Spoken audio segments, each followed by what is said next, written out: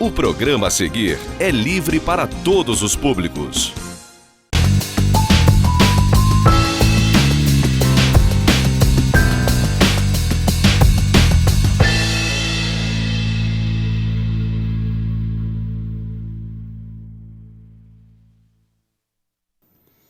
Prezado cidadão real, você que nos acompanha ao longo destes mais de 11 anos de edições ininterruptas, já se acostumou a entender que, entre outras finalidades, o programa Cidade Real sempre lhe oferece a possibilidade de refletir sobre determinadas circunstâncias que, por vezes, podem passar desapercebidas, lhe oferecendo o contraditório, que incomoda, mas é saudável, até porque permite que você faça uma reflexão mais aprofundada, com mais, eu diria, elementos, para daí tirar as suas conclusões.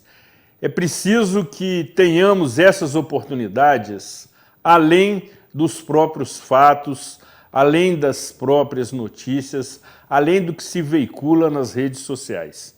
É muitíssimo importante termos opinião, como aqui fazemos sempre no programa Cidade Real, até porque temos a certeza que do outro lado da tela tem vida inteligente. E neste mês de julho, em que a nossa pauta é variada, é eclética, até por conta do mês tradicionalmente destinado às férias escolares, por conta da presença de um razoável número de turistas em nossa cidade, que por vezes nos privilegiam com a sua audiência nos hotéis, enfim, procuramos levar assuntos variados para mostrar, de certa maneira, o menu variado do programa Cidade Real, que sempre privilegia, conforme eu disse, a opinião. Não obstante, que é um termo ótimo e que faço questão absoluta de usar nesse momento, por estar ao lado de um grande professor, notório conhecedor da língua portuguesa, temos a rotina e a prática de iniciarmos essas edições com a nossa opinião, com o nosso editorial informal, que sempre pontuamos o conteúdo do programa, porque dessa maneira isso já lhe provoca um teaser, que é um termo em inglês que significa motivação, que significa provocação, para que assim você já de imediato se interesse pelo que iremos tratar nesta edição. E desta forma, temos um grande amigo, companheiro, muitíssimo conhecido, professor, teólogo, músico, poliglota, motociclista, entre algumas das suas atividades que constam no seu vastíssimo currículo, que sempre aqui temos a oportunidade de compartilhar da sua sabedoria, analisando temas de uma agenda muitíssimo variada e polêmica no cenário municipal e também federal.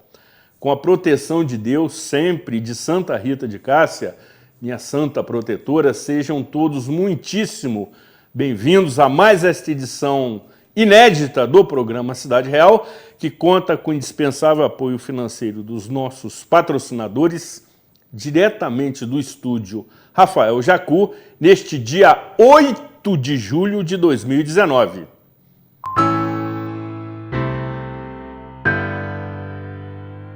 Segurança, bom atendimento e comodidade. Muitos anos de trabalho, de conquista e dedicação. Todos os dias, o Plano SAF está em sua vida. A todo momento, o Plano SAF só pensa em você. Todos os dias, o Plano SAF está em sua vida. A todo momento, o Plano Plano Saf, só pensa em você. Plano Saf, o seu amigo de todas as horas. Acesse tvzoom.com.br e fique por dentro das principais notícias de Nova Friburgo. É o jornalismo de 19 anos com a marca TV Zoom, agora também em um portal de notícias. tvzoom.com.br, a sua notícia na internet. Nova Friburgo mais verde. Ser sustentável é fácil. Vamos começar. Use ecobags. Não use sacolas descartáveis. Use transporte alternativo. Vá de bicicleta, a pé ou de carona. Dispense o canudo. Vamos diminuir o consumo de plástico. Com essas 3 ações, em um ano, você economiza 3 kg de lixo, mais de 60 litros de água e 30 horas de energia. Vamos pensar mais verde. Uma iniciativa da Prefeitura de Nova Friburgo. 200 anos. Apoio EBMA. Estamos nos renovando para levar o melhor até você. Mais comodidade, mais conforto, mais variedade. Aproveite! A Giga Farma, agora sob nova direção, tem tudo o que você precisa e com um precinho que faz bem para você. O melhor atendimento, os melhores medicamentos e uma completa linha de produtos para a sua beleza. Farmacêuticos dedicados para atender a sua necessidade. Aqui tem muito mais vantagens. Giga Farma. Venha ser Giga, porque cuidar de você é o que nos move.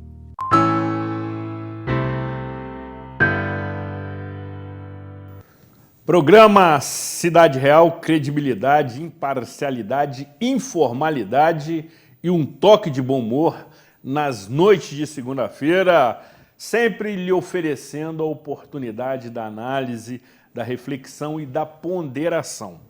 Até porque, conforme eu disse na abertura, temos opinião, o que por vezes me parece faltar, sobretudo em alguns veículos de comunicação e, mais especificamente, dos seus profissionais, que por diversos interesses se omitem. E aí deixam de exercer, sobretudo, de forma fundamental, a essência do jornalismo, que é bem informar, de maneira clara, transparente e honesta, para que você, destinatário da informação, possa fazer a sua análise, reflexão, ponderação, conclusão, mesmo que as informações e as opiniões não lhe agradem. O contraditório é saudável e democrático. E nesse sentido, e nesta vertente, temos a oportunidade de receber novamente no programa Cidade Real o ilustre amigo, nobre companheiro e emérito professor Ricardo Lengruber. Seja muito bem-vindo ao programa Cidade Real. A direção da TV Zoom e a produção do nosso programa se sentem honradas com a sua presença.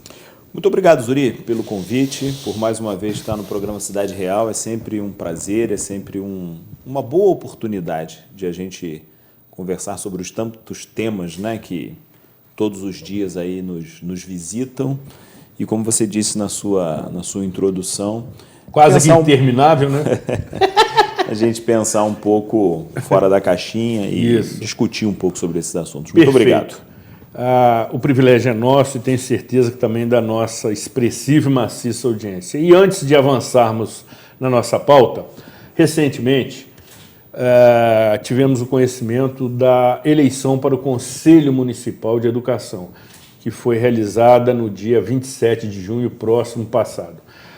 Evidentemente que é um conselho muitíssimo importante, mas para aqueles que não têm a oportunidade de tomar conhecimento das suas atividades e de como participar, queremos ouvi-lo. Na verdade, no dia 27 de junho, ocorreu uma plenária ampliada. Essa plenária foi organizada por 3 entidades: o Fórum Municipal de Educação, que é um fórum dos usuários de educação. Esse fórum está organizado em Friburgo há aproximadamente 2 anos, 3.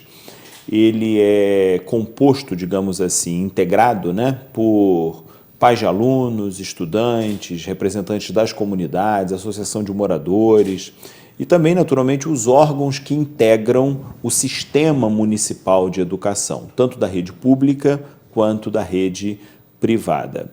Além do fórum, o próprio Conselho Municipal de Educação foi participante dessa plenária e a Secretaria Municipal de Educação. O objetivo da plenária no dia 27, Zuri, foi eleger os 4 representantes da sociedade civil que integrarão nos próximos 2 anos o Conselho Municipal. O Conselho ele tem 15 assentos titulares e 15 suplentes. Nessa eleição, nós elegemos 8, 4 titulares e os seus suplentes. A organização da plenária, na verdade, teve por objetivo indicar os representantes da sociedade civil, especialmente pais de alunos, representantes dos conselhos escolares, das escolas do município, representantes dos próprios estudantes para integrar o conselho. A ideia do conselho é que ele seja o mais plural possível, né, com uma representação o mais democrática possível, ampliada, participativa. E o Conselho tem por finalidade, basicamente, 2 questões que são muito amplas, né, e também muito difíceis. A primeira delas é acompanhar a política pública de educação realizada pela Prefeitura Municipal aqui na cidade de Nova Friburgo. Então, basicamente, o Conselho faz uma fiscalização de todas as mais de 130 escolas e creches que a Prefeitura administra.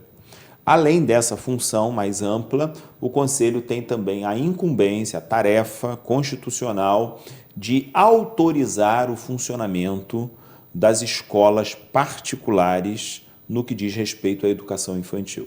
Então, toda escola do município que é particular e que oferece a educação infantil, creche e pré-escola, crianças de até 5 anos de idade, precisa ser autorizada pelo Conselho Municipal de Educação. Quem quiser conhecer um pouquinho mais sobre isso, o Conselho tem um site, CMENF, Conselho Municipal de Educação de Nova Friburgo, cmenf.org. Lá no site existe toda a legislação que constitui o Conselho, toda a legislação produzida pelo Conselho Municipal de Educação, com todas as regras de funcionamento de escola e tudo mais.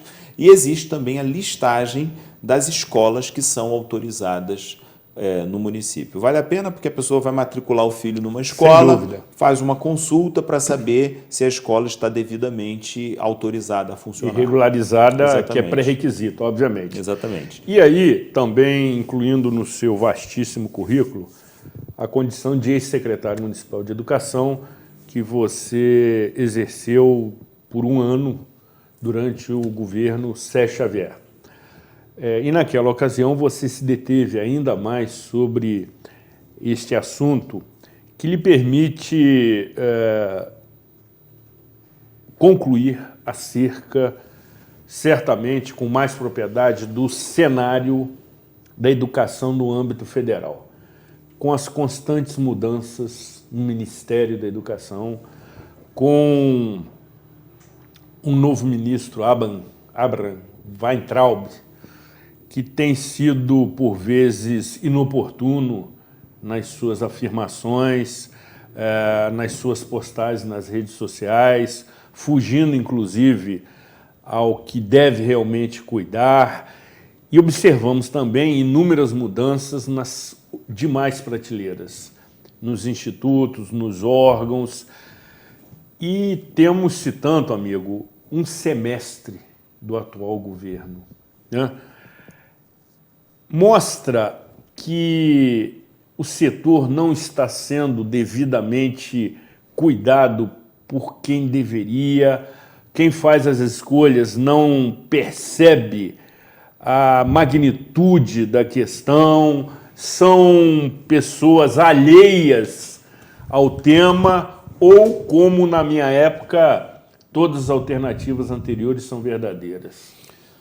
Pois é, Zuri, independente da opção eleitoral, né, que você, que o nosso telespectador teve em outubro de 2018, o fato é que todos nós esperávamos, né, que o governo que assumiu em janeiro fosse um governo capaz de tocar algumas demandas que o país tem de forma mais eficiente, né? Não só naquilo que a gente conhece, mas no âmbito da governança da coisa pública de maneira geral. E não há dúvida, Zuri, que a questão da educação é uma pauta fundamental, porque sem dúvida, um país que não investe, não privilegia, acredita, não privilegia e não envida todos os seus esforços, né, para formar a sua população e que no médio prazo a gente tenha um retorno, né, disso, não conseguirá avançar. Então, o governo Bolsonaro ele assumiu a responsabilidade já com um problema de início, porque você se recorda bem, durante o governo de Michel Temer, houve a aprovação de uma PEC, uma emenda à Constituição, com a limitação de gastos. Isso significa o seguinte: o governo hoje ele não pode gastar em saúde, em educação, em segurança, numa série de itens que previamente são carimbados, ele não pode gastar mais do que o que foi investido no ano anterior, corrigido pela inflação. Isso faz com que, a médio prazo, o volume de investimento em educação, que é o nosso tema aqui agora, vá diminuindo em termos absolutos, né? E em termos daquilo que a população precisa, na medida em que a população vai crescendo, na medida em que mais crianças, mais adolescentes precisam ingressar no sistema escolar, no sistema educacional, universitário e tudo mais. Então ele já começou de antemão com essa limitação. Mas não bastasse essa limitação herdada, o governo fechou uma série de linhas de financiamento importantíssimas para, pelo menos, a preservação daquilo que o país havia conquistado nos últimos 20, nos últimos 30 anos. Então, eu me refiro, por exemplo, especialmente ao setor da educação superior, né, do ensino superior, linhas de crédito educativo, financiamento, ProUni, alguns programas importantes para colocar a garotada que não tinha oportunidade de outra forma dentro de uma universidade. Como também na educação básica. A gente tem percebido que nas diversas secretarias que existem dentro do Ministério da Educação, inclusive a Secretaria de Educação Básica, há uma tensão, uma divisão de opiniões muito profundas. Pessoas que conhecem o Ministério da Educação por dentro dizem que existem pelo menos 3 alas diferentes, né, com pessoas do governo, uma ala mais ligada ao grupo militar, que está no governo Bolsonaro, uma ala mais ideológica ligada ao youtuber Olavo de Carvalho, e uma ala, digamos assim, mais ligada ao pessoal da economia, especialmente ao ministro Paulo Guedes, com propostas de privatização, propostas de tirar o Estado de determinadas induções da política pública educacional. Então, o cenário não é bom, Zuri, não é bom. Algumas gavetinhas, você usou a expressão prateleiras, né, que existem lá no Ministério da Educação, por exemplo, a questão da alfabetização. Exato. Isso é um tema que no Brasil é muito sério.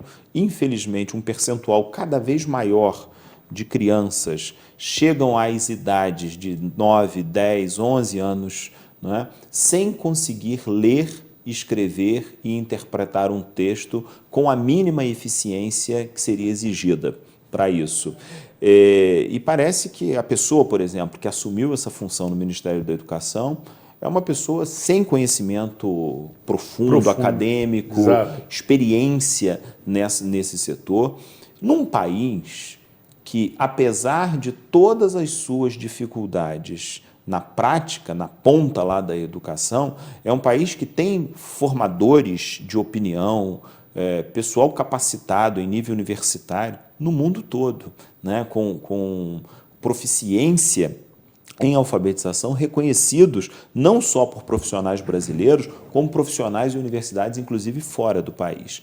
Então, me parece que, em nome de uma disputa política partidária, que faz parte da democracia, a gente compreende, em nome disso está se jogando fora uma série de conquistas que não são conquistas de um determinado partido político, são conquistas que, ao longo do tempo, o Ministério da Educação conseguiu alcançar.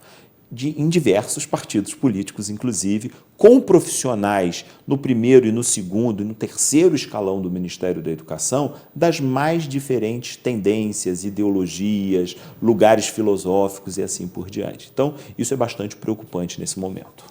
E realmente essa disparidade nos investimentos, sobretudo na área da educação, ela é facilmente constatada. Recentemente, eu estava lendo um determinado artigo sobre essa tão propalada reforma da Previdência, que tem causado muitos debates, muitas discussões, mas o comparativo que o autor do artigo fez, para mim, foi absolutamente sensacional. Disse ele que o país gasta anualmente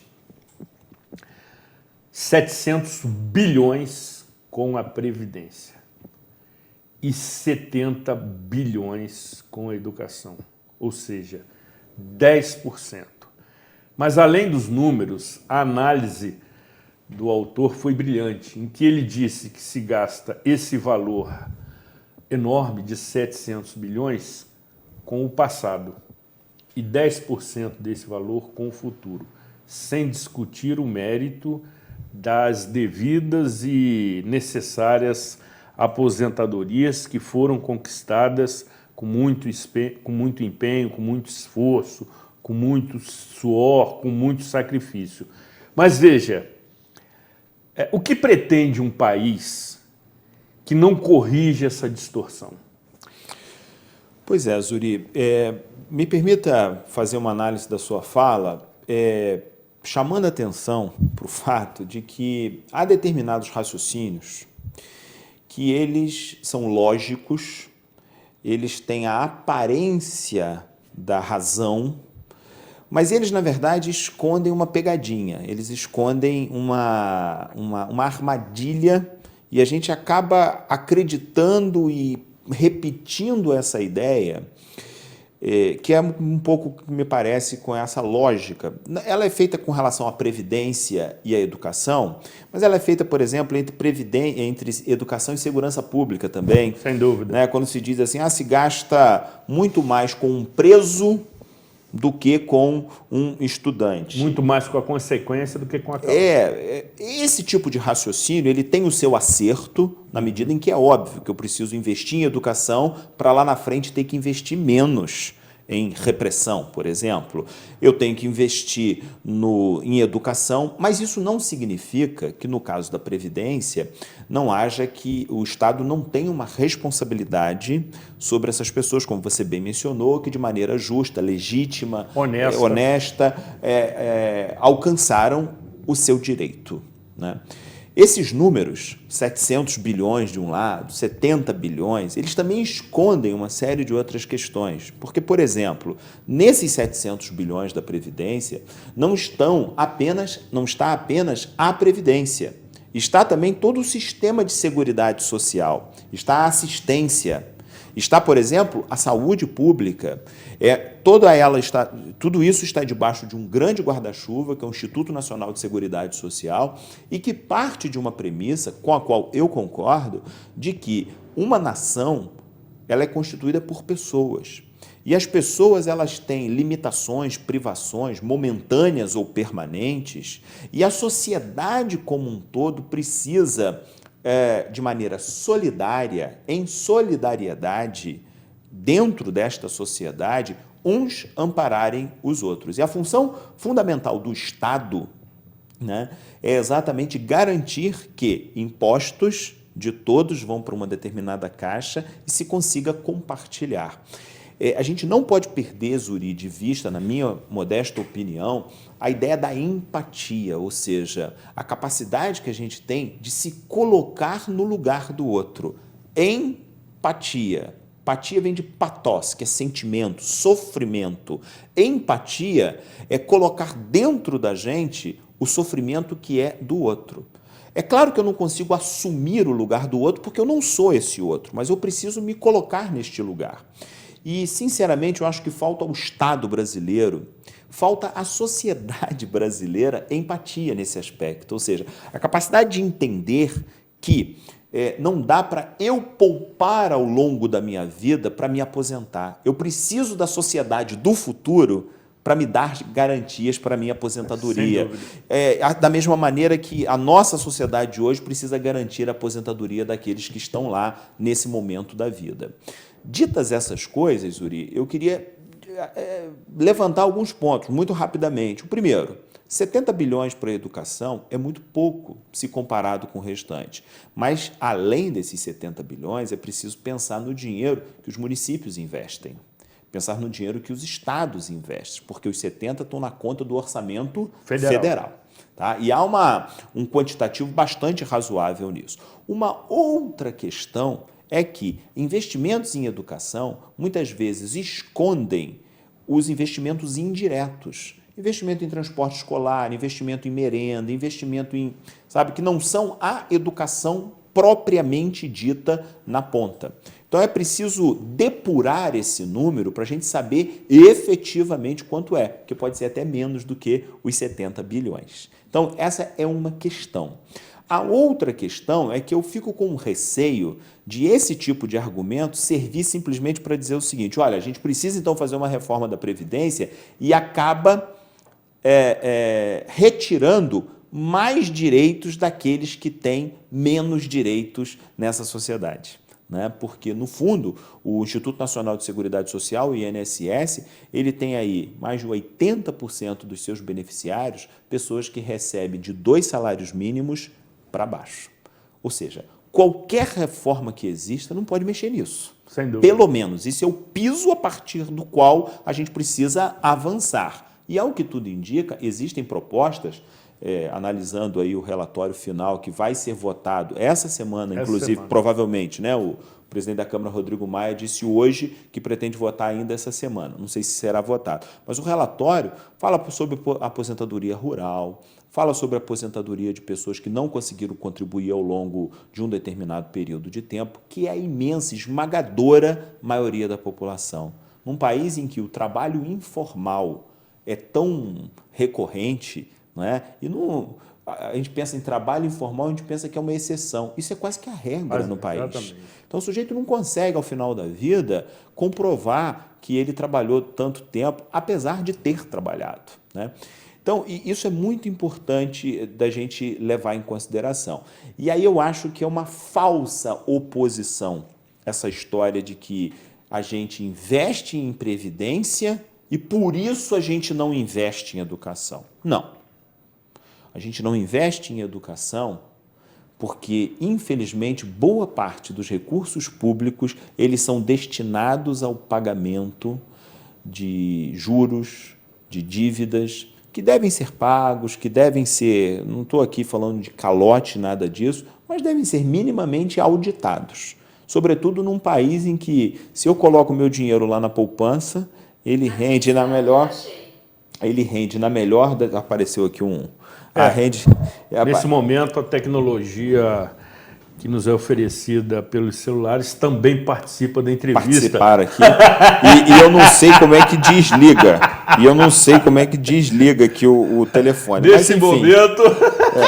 Mas enfim, vai dar certo. Estamos aqui interrompidos, mas aí, retomando o feito à ordem, amigo. Eu falava a respeito do fato de que acabei me perdendo, Zuri. Sensacional! Acabei me perdendo. Eu dizia o seguinte: quando eu poupo um dinheiro no Brasil, Brasil, você está falando a gente recebe aí como retorno de juros dessa poupança, juros absolutamente baixos. 0,5% ao mês. Né? Agora, quando eu devo, né, a gente paga juros absurdamente 20, altos, 30 vezes maiores. Né? Ouvi esses dias um economista bastante conhecido do país dando um exemplo que eu acho que ilustra bem isso. Qual é a justificativa dos bancos para fazerem juros extorsivos como fazem? É porque o número do calote, os percentuais de calote, né, quem não paga a dívida, é muito alto. E aí ele dizia o seguinte: não, isso não é, isso é uma meia-verdade. Porque ele dizia assim: o sujeito pega R$1.000 emprestado, e aí o banco cobra 1.500, 2.000, 2.500, a pessoa não consegue, porque o sujeito que pegou R$1.000 é porque ele precisa daquilo para sobreviver, não é para investir em nada, para sobreviver. E aí, ao final de 2, 3 anos, ele está devendo 10.000 ao banco. E aí, quando ele negocia, o banco diz assim, ok, você vai pagar 2 mil e eu vou liquidar a sua dívida. E aí ele fez um outro empréstimo para pagar aqueles 2 mil. E aí o banco bota lá no seu relatório no final do ano que levou um calote de 8. Ele não levou um calote de 8. Ele, na verdade, teve um lucro de 100%, que era 1.000 e ele recebeu 2 mil. Né? Mas é apontado lá no final como um calote de 8. Ou seja, então esse cenário faz com que a capacidade que o país tenha para investir seja baixa demais, ou seja, não há investimento na coisa pública. E com isso, quem tem acaba acumulando cada vez mais. E quem não tem acaba perdendo cada vez mais. Então, por isso que essa coisa da dívida pública brasileira, tanto interna quanto externa, precisa ser pensada nesses termos. Não é razoável, Zuri, que de R$100 de impostos que eu, você, que os nossos telespectadores pagamos, 50, 55 Exatamente. sejam destinados ao pagamento de juros extorsivos. Juros. Extorsivos. Então, esse é o problema do não investimento à altura do que o país precisa em educação, em saúde, em segurança pública, em cultura, em esporte, em tudo que a gente tem. Essa é a razão. Em outras palavras, enquanto a gente não tocar na questão fiscal, na questão tributária, né, e no gerenciamento desta dívida, nada melhorará.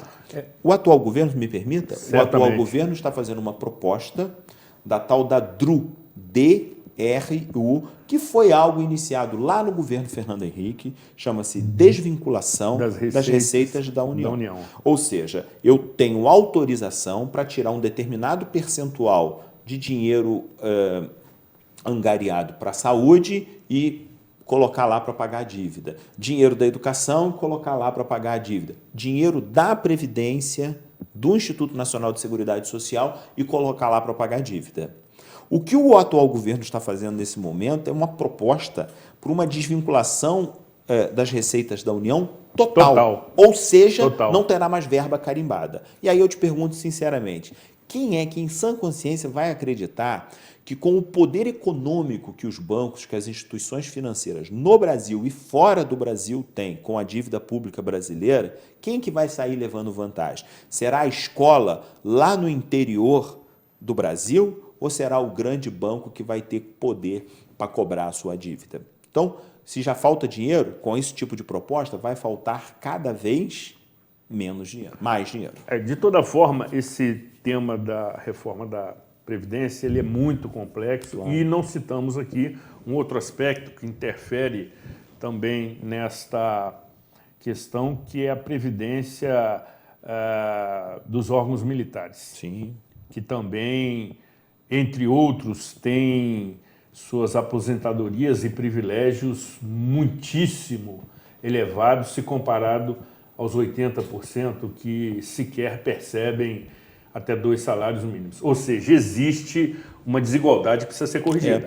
Uma distorção. Uma distorção. E aquilo que a gente chama de privilégio, na verdade, existem privilegiados, não há dúvida disso. Existem determinados setores no Brasil que recebem uma distorção de tal monta que não seria aceitável em nenhum país do mundo, né? Pensando numa previdência pública, compartilhada pelo coletivo da sociedade. Sem dúvida. No entanto, existem setores que aparentam ter privilégios se comparados à grande maioria. Então a gente chama de privilégio simplesmente porque esses grupos estão num patamar razoável, né? Ou seja, a pergunta é, vale a pena achatar mais quem tem essa situação ou seria melhor a gente conseguir fazer um levantamento da coletividade? Né? Eu digo isso porque há uma espécie de perseguição e se coloca na conta de setores entre militares, professores, né? Nem vou me referir ao poder judiciário porque o valor médio dos salários e dos benefícios de aposentadoria são muito maiores que a média da população, então podem ser, nesse cenário, considerados privilégios, sim. Mas outros, pessoas que têm aí salários na ordem de 4, 5, se comparados à maioria da população, são privilegiados. Mas na prática... São diferenciados. Exatamente. Porque conquistaram. Exatamente. Agora, o maior problema, me parece, É uma proposta que não está lá no relatório, mas é a intenção declarada do governo. O ministro Paulo Guedes já veio a público em diversas oportunidades e disse isso, que é a substituição do sistema de pactuação, de solidariedade, para o sistema de capitalização. Ou seja, eu poupo aquilo que será no futuro a minha aposentadoria. Você poupa aquilo que será no final a sua aposentadoria. Num país de empregos informais, em que a imensa, esmagadora maioria dos trabalhadores e trabalhadoras recebem tão pouco pelo seu trabalho, a ideia de poupar, ela não existe. Ela não existe. Então, isso faz com que esse sistema acabe, no final das contas, por beneficiar onde que se capitaliza fundo para aposentadoria? Nos bancos. Nos bancos, né? Então, a gente precisa pensar, né, Zuri, como é que pode um país, com a situação financeira que nós estamos passando, os 5 principais bancos, né? Eu não preciso nem dizer o nome dos 5, que todo mundo já sabe. Por que todo mundo sabe? Porque a concentração é evidente, né, nesses 5 bancos. São 3 bancos privados e 2 bancos públicos. Esses bancos realizam lucros bilionários todos os trimestres. Ou seja, na crise quem se dá bem é o banco. Ou seja, alguma coisa está muito errada. Como é que o Estado pode querer colocar mais ovos ainda dentro dessa cesta que já é tão privilegiada? É um sistema perverso. Sem dúvida nenhuma. Sem dúvida nenhuma. Mas há saídas. Há saídas. O mundo já mostrou, né, as experiências, por exemplo, no norte da Europa, e alguém diz assim, professor, mas não é possível comparar a Noruega, a Suécia, a Finlândia com o Brasil. Não é possível comparar hoje.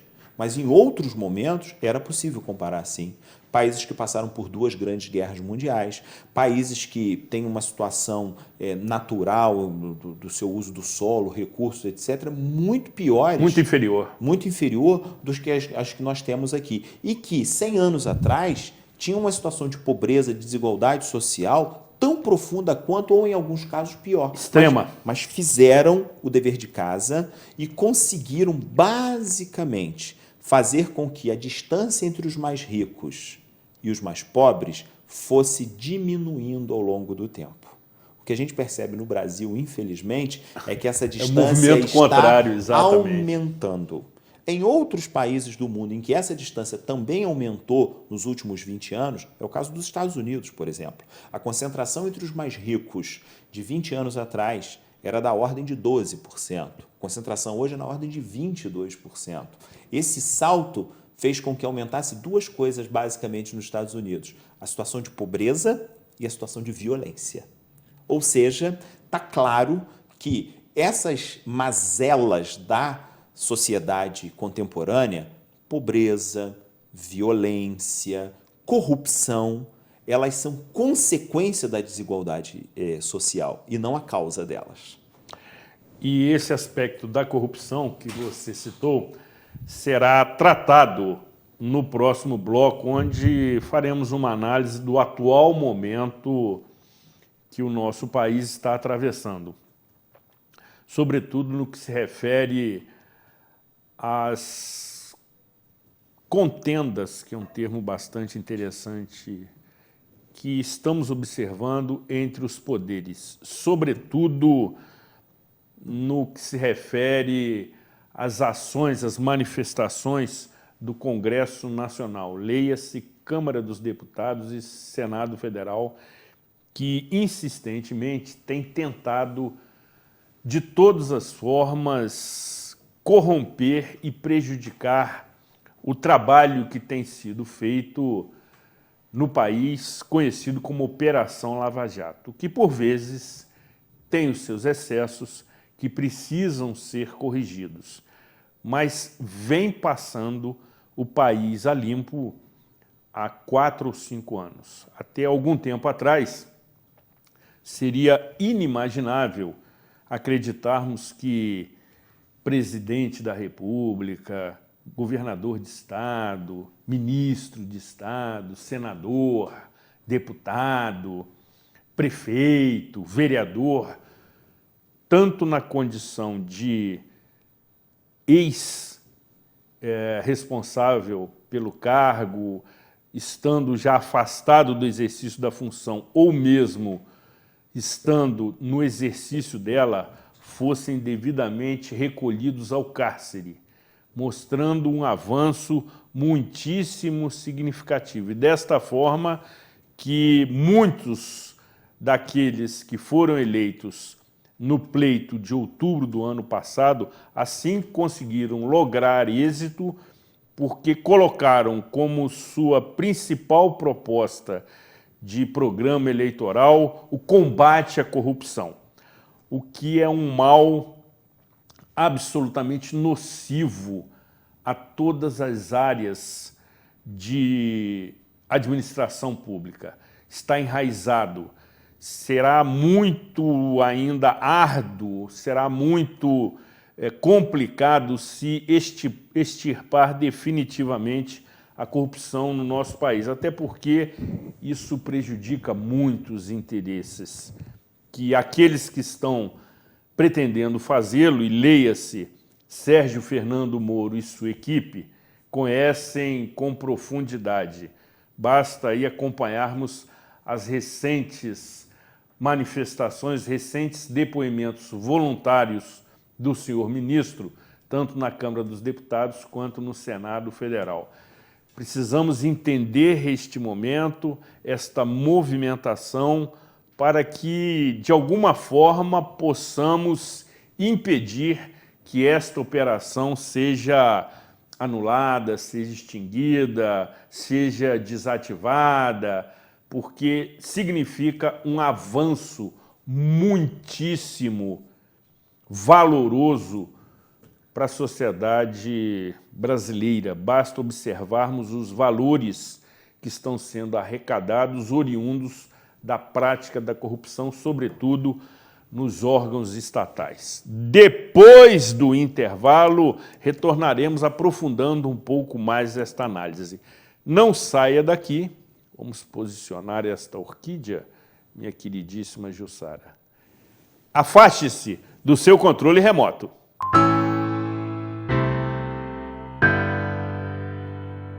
Unimed Nova Friburgo, sempre cuidando da sua saúde. São mais de 10 milhões de reais investidos nos últimos anos. Novos hospitais credenciados, nova central de especialidades credenciada em Teresópolis e em breve em Nova Friburgo. Venha para o plano com maior rede credenciada e os melhores médicos e hospitais. Ligue 0800 765 5517 e descubra as ofertas de planos com cobertura estadual e nacional. Unimed Nova Friburgo, cuidar de você. Esse é o plano.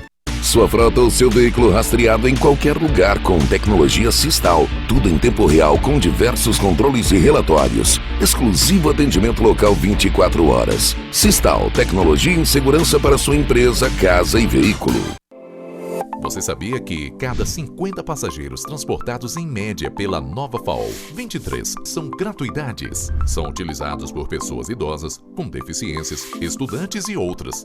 13 são trabalhadores formais, que utilizam o Vale Transporte dado por seu empregador, e 14 pagantes em dinheiro. Como nem todos pagam a tarifa, o valor médio recebido pela empresa é de R$ 2,13 por passageiro transportado. Isso mesmo, R$ 2,13. Se mais passageiros pagassem, a tarifa poderia ser menor. Por isso é importante o controle através da biometria facial, que inibe as fraudes e garante o direito de quem precisa. Nova FAO, superando desafios.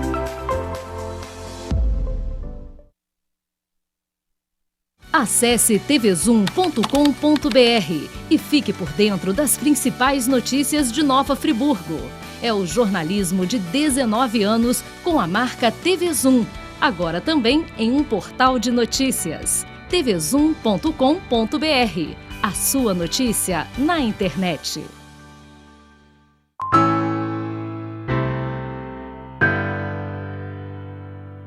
Programa Cidade Real, credibilidade, imparcialidade, informalidade, um toque de bom humor nas noites de segunda-feira. Desta vez, com a nossa já conhecida pauta variada do mês de julho, lhe propondo algumas reflexões acerca de temas que, por vezes, você imagina que não lhe afetarão. porque são tratados em Brasília, são tratados a nível federal, mas esteja certo que estas questões todas interferem na sua rotina, no seu dia a dia, enfim, nos seus negócios, porque assim é o nosso sistema. As decisões são tomadas a nível federal e, na ponta, interferem no cenário municipal. Mesmo você não percebendo, não acreditando, se indignando, mas é exatamente assim que acontece. E aí, professor, conforme eu disse anteriormente, estamos observando um acirramento no trato de algumas questões, sobretudo no que se refere à dita independência e harmonia entre os três poderes, em que, por vezes, as suas atuações confundem suas atribuições, em que o legislativo, por vezes, julga, o judiciário legisla e o executivo se investe das duas funções. E aí cria-se situações de extrema animosidade que não são convenientes e me incomodam, porque falta, sobretudo, civismo, respeito à ordem pública, às instituições, assim,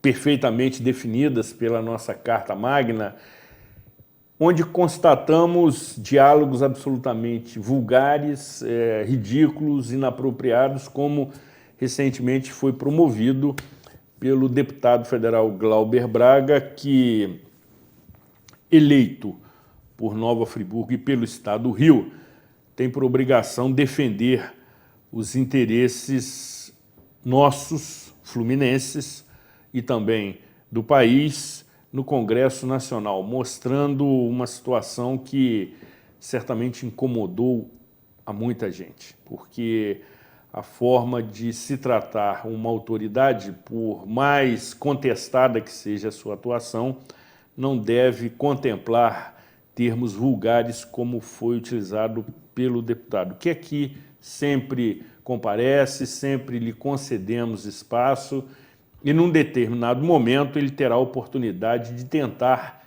explicar aquela sua manifestação inadequada, inapropriada, totalmente desnecessária para o momento, para a ocasião, até porque se trata de um juiz que tem tentado pugnar pela prática do combate à corrupção. Isto posto, queremos ouvi-lo. Pois é, Zuri, eu acredito que esse momento, especialmente a partir de 2013, eu me recordo bem, em 2013, eu com você participávamos de um debate radiofônico. Já teve isso, exatamente. E no show do Pedro Osmar. Isso. E uma vez por semana ali a gente conversava a respeito das questões políticas e outras. Da agenda. Da agenda daquela semana. Exato. Eu me recordo perfeitamente quando eclodiram-se aquelas manifestações de 2013, nós tínhamos ali uma queda de braço, inclusive, de opiniões sobre o que estava acontecendo naquele momento. Exatamente. Né? Com visões positivas e negativas e mistas, ambíguas sobre aquele fenômeno. Mas eu identifico naquele momento uma crescente no Brasil disso que você chamou do acirramento dos ânimos, uma polarização muito extremada de opiniões na seara política. É claro que não há política sem o contraditório, né? A política é o espaço do diálogo e da tensão ao mesmo tempo, porque quanto mais diálogo há, quanto mais tensão há, mais representação existe na tomada daquelas decisões. Mais grupos, mais pessoas, mais interesses, no bom sentido dessa palavra, são contemplados quando há uma discussão aprofundada. Você acompanhou, muitos telespectadores também, na década de 80, especialmente ali a partir de 86, 87, todas as discussões da Assembleia Nacional Constituinte para a gente chegar à Constituição de 1988. Quantos interesses, quantas quedas de braço, quantas discussões, quantas mobilizações houve para que a gente chegasse àquele documento de 30 anos atrás, 31 anos atrás. Ditas essas coisas, eu digo essas coisas, Zuri, para a gente chegar no seguinte ponto. A quem interessa uma política que seja debatida no nível que está sendo debatido hoje? Perfeito. A quem interessa uma democracia fragilizada porque a sociedade, a população, os eleitores, os trabalhadores desse país olham com um certo nojo para a classe política? E aí a resposta que eu vou dar pode parecer um pouco contraditória, mas interessa aos próprios políticos. Interessa ao próprio sistema, exatamente, que é carcomido desde a sua base e que quer se propagandear como corrupto, como ineficaz, como um lugar onde não há ideais elevados para a sociedade, porque menos gente vai entrar nessa discussão, menos gente vai entrar nessa seara. Então, aqueles que estão permanecerão. A probabilidade de permanecer se aumenta. Então, o que eu percebo muito claramente é que, primeiro, esse acirramento ele é meio que produzido pela própria classe política para, de alguma maneira, nessa bagunça que o país está, conseguir sobreviver. E sobressair. Né? E se sobressair. Exato. Em segundo lugar, existe o levantamento de algumas bandeiras que são muito mais para despistar a nossa atenção para aquilo que efetivamente está sendo realizado. Porque, Zuri, imagine bem, nós temos muitos problemas no país, mas no bloco anterior a gente falava sobre desigualdade social. Esse é o problema que efetivamente aflige os brasileiros e brasileiras. Toda e qualquer bandeira, por mais legítima que ela seja, ela não conseguirá ter êxito, ter sucesso, se a gente não resolver o problema que está na base, que come a sociedade pela base, pela raiz. Então, o que eu vejo claramente é que, por exemplo, os poderes se imiscuindo, se auto-flagelando uns aos outros, é parte desse esquema todo. Me assusta um pouco, embora eu respeite as opiniões, mas me assusta um pouco, por exemplo, quando eu vejo uma manifestação e ela diz assim, abaixo a Constituição, sim às intervenções e à ruptura do Estado democrático de direito. Ou seja, por que a sociedade ela vai para a rua, setores pelo menos dessa sociedade, se manifestar contra direitos que são dela própria, da própria sociedade? Quer dizer, que loucura que está por trás disso? É simplesmente a ideia de que esse sistema, do jeito que ele está, ele não funciona.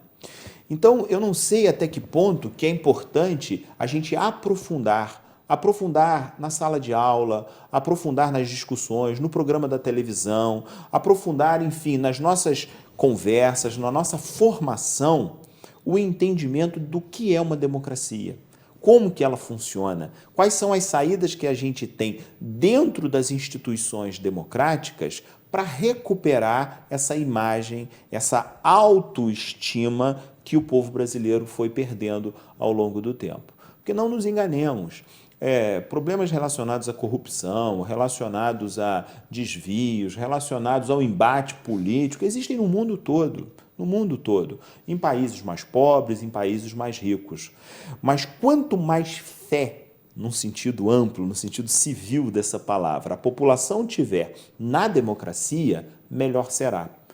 Então, eu vejo, por outro lado, a ocorrência de algumas movimentações, tanto no Congresso Nacional, quanto no Poder Judiciário, que de alguma maneira estão reequilibrando, por incrível que pareça, algumas forças. Por exemplo, eu vou dar aqui só um exemplo pontual para ilustrar isso. O presidente da República, até muito pouco tempo atrás, ele tinha lá uma caneta muito poderosa, né? E tem ainda. O presidencialismo brasileiro dá muito poder a prefeitos, governadores e, especialmente, ao presidente da República. Mas ele precisa negociar com o Congresso. O atual presidente, ele tem dito que ele não quer negociar as negociações que são feitas que eram feitas até então. Na prática, está fazendo, porque não tem outro jeito. Isso não significa que esteja fazendo coisa errada. Não é isso que eu estou dizendo, né? Pode até ser que ocorra, mas não é esse a questão. Mas o Congresso tem colocado algumas questões. Por exemplo, as emendas parlamentares, obrigatoriamente, elas têm que ser executadas no orçamento. Ou seja, quando a presidência, o Poder Executivo, ele acaba deixando de negociar com o Poder Legislativo, a tendência é que esse Poder Legislativo cresça, né? E comece a ocupar espaços que não estão sendo ocupados pelo Poder Executivo. Em política não existe espaço vazio, né? A partir do momento que alguém sai desse espaço, outra força vai ocupar esse espaço. Então, esses equilíbrios e desequilíbrios fazem parte. Mas, fundamentalmente, eu repito, os políticos estão matando a fé da população brasileira na democracia. E eu digo que a gente não precisa acreditar em político, a gente precisa acreditar na democracia. E democracia se faz através da política institucional. Por isso é importante votar, por isso é importante escolher o voto, por isso é importante fazer a participação no dia a dia. Não é aquela de 4 em 4 anos, de 2 em 2 anos, né? Mas aquela participação de acompanhar. A gente começou o programa aqui falando do Conselho Municipal de Educação, que é uma forma de participação permanente na política de educação, por exemplo. Existem outros conselhos, associações, grupos, etc. Ou seja, participar disso ativamente. Amigo, agradecendo a sua presença, o pronto atendimento do nosso convite, você sempre muito cordial, muito receptivo aos nossos convites, sempre que sua agenda, que é concorrida, mas quando lhe permite, você comparece. Para justamente compartilhar conosco o seu conhecimento, a sua análise, que é muito crítica, mas respeitosa. Entendo que combina perfeitamente. Aqui, durante o programa mesmo, nós tivemos a oportunidade de estabelecer o contraditório sem qualquer milindre, que hoje é conhecido como mimimi. E você, em breve, estará conosco na TV Zoom, apresentando um programa muitíssimo interessante, também semanal, que vai oferecer a mesma oportunidade aos telespectadores da TV Zoom no que se refere à abordagem semanal dos temas que protagonizam a agenda da semana, quer seja no cenário municipal, estadual e federal. E aí, isto posto, queremos ouvi-lo e mais, tomar conhecimento da estreia, quando acontecerá, quais são os trâmites que estão acontecendo nesse momento para tê-lo em breve na grade da TV Zoom, que certamente enriquecerá ainda mais o conteúdo da emissora. Pois é, Zuri, eu estou bastante feliz, recebi um convite da jornalista Luciana Ferraz, diretora da TV Zoom, para apresentar uma vez por semana um programa de 30 minutos de duração, um programa curto, objetivo. A ideia é que a gente tenha sempre pelo menos 2 convidados e que sejam capazes de dialogar sobre o tema da semana ou sobre um tema de interesse público, municipal, nacional, nas mais diferentes agendas que existem. Internacional e outros temas que são importantes para a vida.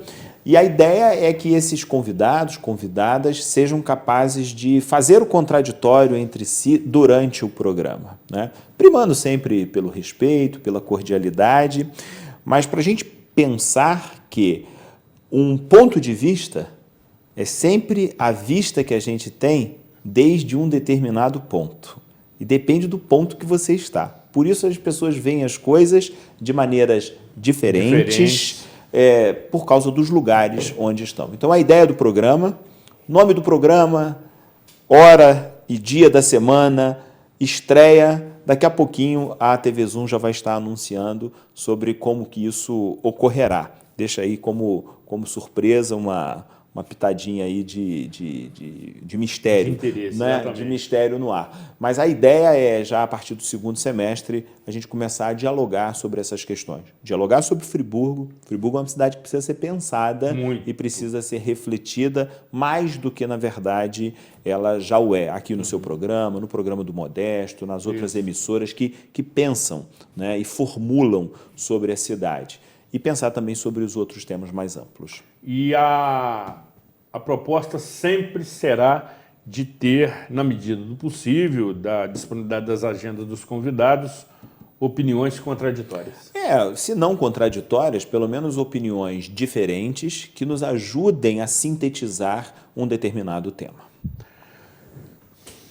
Muito obrigado pelo convite, estou sempre à disposição. Tenho certeza disso. Sempre que venho aqui, acabo encontrando muito mais amigos na rua, porque dizem que me viram no programa do Zuri, e com isso eu tenho a oportunidade de tomar mais café com aqueles que eu vou encontrando. Imagino que sim.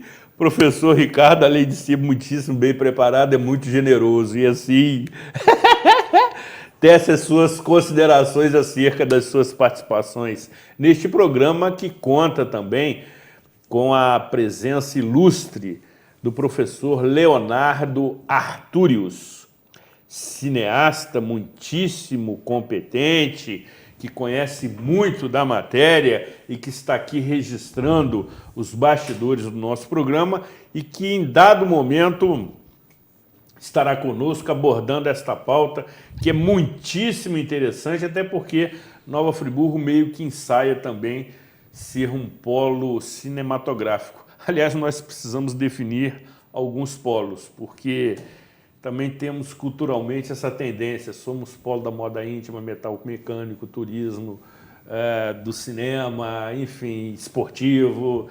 É melhor foco neste momento, sobretudo da administração pública, se é que vocês estão me entendendo.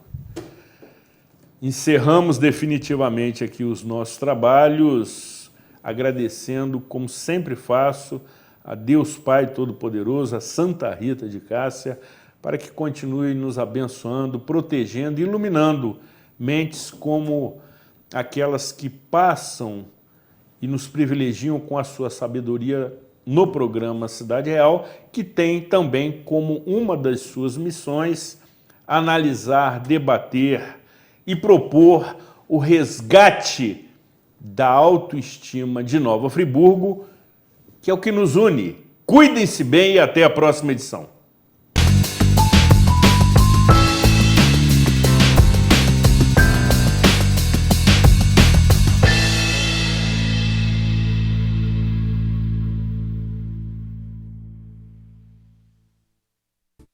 Este e outros programas você assiste no aplicativo TV Zoom.